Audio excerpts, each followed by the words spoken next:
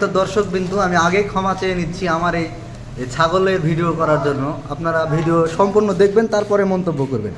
এই একটা হচ্ছে নিকৃষ্ট ক্রম, যাকে আমি গাইডলাইনে বাধা আছে, এর জন্য কিছু বলতে পারছি না। মামা, আপনি দর্শকের উদ্দেশ্যে কিছু বলেন। বকুল মামা, আমার দর্শকের উদ্দেশ্যে কিছু বলেন।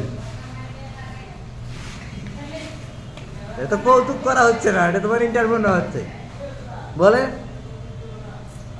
দর্শকবিন্দু কিছু বলতে চাচ্ছে না, কারণ আমার মামির অনুমতি ছাড়াও কোনো কিছু করে না। বাসায় আজ রাতে যাবে, মামিকে থেকে অনুমতি নেবে, নেওয়ার পরে আগামীকাল ইন্টারভিউ দেবে। এতক্ষণ সাথে থাকবেন, ধন্যবাদ সবাইকে। আগামী পর্ব আসবে কালকে কত তারিখ বকুল মামা? 27 তারিখ সন্ধ্যা 6টা 30 মিনিটে আগামী ভিডিও আপলোড হবে। ধন্যবাদ সবাইকে।